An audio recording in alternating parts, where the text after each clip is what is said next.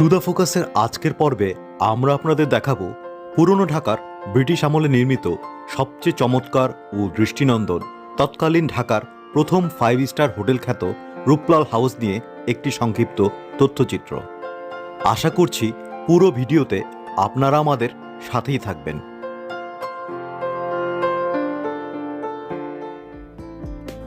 দেখে চেনার উপায় নেই, এই ভবনটি ছিল একটা সময়ে জৌলুসপূর্ণ বাড়ি। এই বাড়িতেই বসত নিয়মিত গানের আসর। সেই আসর মাতিয়ে দিতেন ওস্তাদ আলাউদ্দিন খাঁ, ওস্তাদ ওয়ালিউল্লাহ খাঁ কিংবা লক্ষ্মী দেবীরা। এই বাড়িতে কবি কাজী নজরুল ইসলামের স্মৃতিধন্য। কবি এখানে পা রেখেছেন বেশ কয়েকবার। সেই বাড়িটি এখন পরিণত হয়েছে মশলার আড়তে। বাড়ির ভিতরে গড়ে উঠেছে একাধিক ব্যবসা প্রতিষ্ঠান। ইংরেজরা এখানে যখন ব্যবসা করতে আসতেন তখন সে সময় এখানে 200 টাকায় রাত্রি যাপন করতেন। তাই অনেকে এটিকে ঢাকার প্রথম 5 স্টার হোটেল বলেও থাকেন।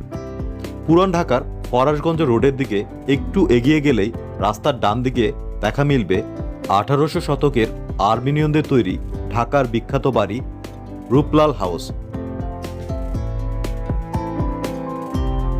ঢাকার সবচেয়ে বড় বাড়িগুলির মধ্যে এটি অন্যতম। রূপলাল হাউস তার রূপ হারিয়ে ফেলেছে অনেক আগেই।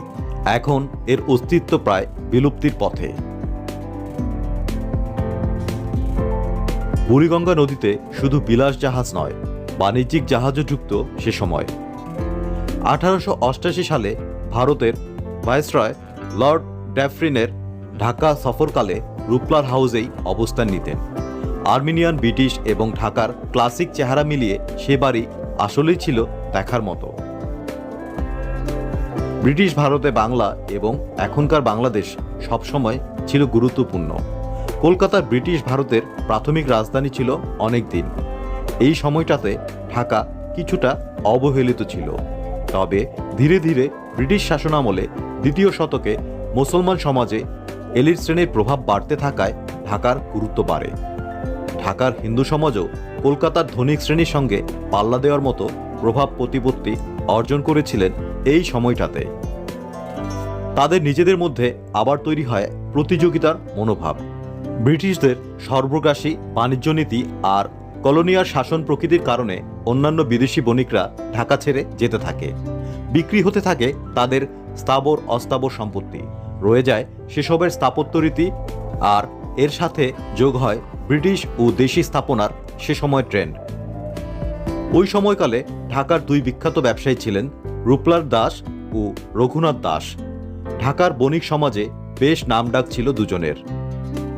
1835 সালের দিকে তারা সিদ্ধান্ত নেন নিজেদের সামাজিক মর্যাদার সঙ্গে সঙ্গে মানানসই একটা বাড়ি কেনা তাদের দরকার। তারা বেছে নিলেন সে সময় ঢাকার সবচেয়ে বড় বাড়িগুলোর একটিকে। আর্মেনিয়ান জমিদার আরাতুন 1825 সালের কাছাকাছি সময়ে বাড়িটি তৈরি করেছিলেন। 10 বছর বয়সী বাড়িটি রূপলাল কিনে নেন নগদ টাকায়। বলার অপেক্ষা রাখে না রূপলাল ব্যবসায়ী হিসাবে ধনাঢ্য ছিলেন। তবে প্রায় সব ইতিহাস ঘেটেই পাওয়া যায় তার ব্যবসায়ের উন্নতির পিছনে মেধা, শ্রম ও রুচির প্রশংসা। বাড়ির ব্যাপারেও শুধু বাড়ি কিনেই খুশি হননি, নিজের পছন্দ ও চাহিদা রুচির সমন্বয়ে পুনর্নির্মাণ করেছিলেন এই বাড়িটি।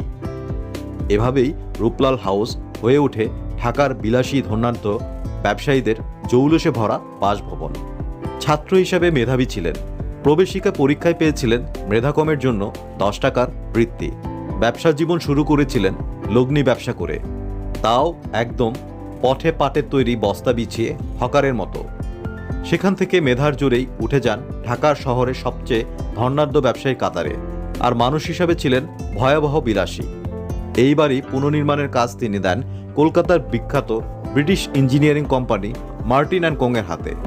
বিশাল নির্মাণযজ্ঞে ব্যবহার করা হয় স্থানীয়ভাবে পোড়ানো ইট আর প্রচুর লোহা। নির্মাণ কাজ চলছিল দীর্ঘ সময়। কত সাধে কত যত্ন করে নির্মাণ করেছিলেন এই স্বপ্নের বাড়ি। ব্রিটিশ শাসনের শেষ ভাগে ধর্ম হয়ে উঠেছিল নতুন ঢাকাই সমাজের নিয়ামক। 1905 সালের বঙ্গভঙ্গ আমরা এখন মনে করি বাংলার স্বাধীনতার একটি ধাপ হিসাবে। রূপলালের মতো সম্ভ্রান্ত হিন্দু পরিবারের অধিপতিদের জন্য ধর্মভিত্তিক দেশভাগের ধারণাটি ছিল আতঙ্কের। 1947 সালের দেশভাগের সময় দাস পরিবার আর যেন সাহসী পেল না ঢাকা শহরে থাকার। বাড়ি বিক্রি করে চলে গেলেন সীমানা পেরিয়ে।